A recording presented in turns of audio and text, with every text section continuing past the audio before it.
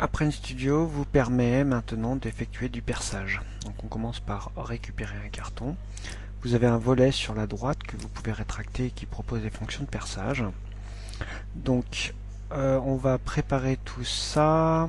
Alors on va commencer déjà par avancer un peu le carton, histoire d'avoir un peu de place au début du carton. Ensuite, on va regarder pour préparer la perforation. Donc là on est sur un 52 limonaire pour le perçage. Donc sur le panneau à côté, on va pouvoir voir quel est le type de machine et puis paramétrer l'accès en fait à la machine. Donc ça, ce sera pour le perçage.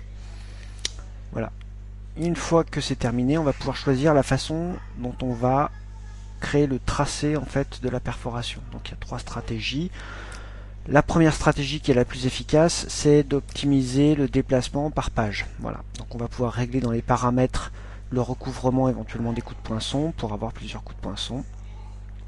Et une fois qu'on modifie les paramètres, eh bien, on a le calcul en cours qui se fait pour calculer le trajet du poinçon et les coups de poinçon. Donc on voit sur le carton là le calcul progressif et notamment si certains trous sont plus petits.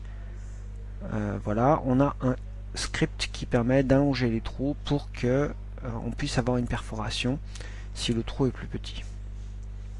Donc ce script va quelque part allonger les trous trop petits pour permettre justement à ce qu'on ait des coups de poinçon. Donc pour relancer, on reclique simplement sur l'optimisation et l'optimisation se relance par page. Voilà. Donc on voit en fait sur le carton les coups de poinçon qui sont en gris, voilà, et les déplacements de la perforatrice qui sont en trait bleu, qui montrent un petit peu le déplacement. Alors le calcul se fait par page, on voit dans les paramètres que la taille de la page est réglable. Donc il optimise en fait le déplacement sur des pages de 200 mm qui correspond à peu près à 20 cm. Donc le calcul prend un tout petit peu de temps, mais on verra aussi que ça économise un grand nombre de déplacements et un grand nombre de temps, notamment dans la perforation.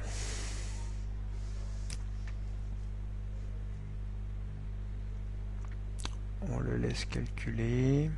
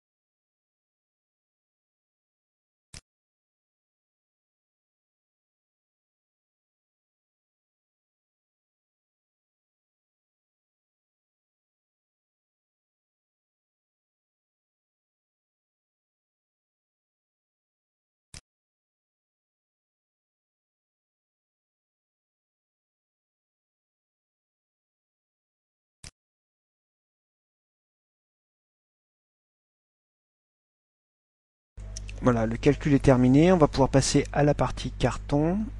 Et notamment, bon, on peut perforer directement.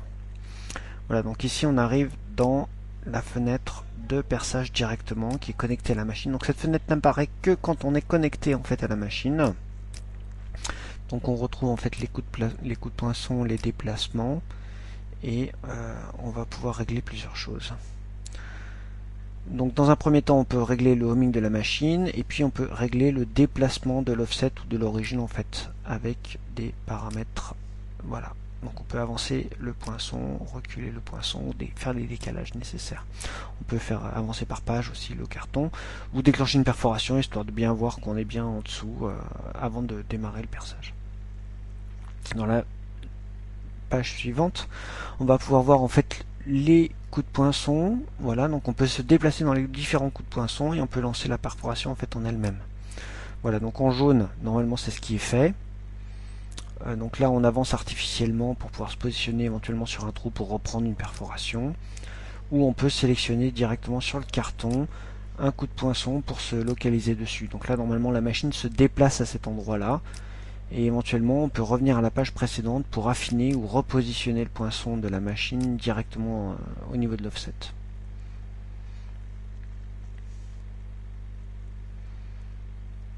Voilà, une fois qu'on est content, on peut redéclencher en fait la série de perforations.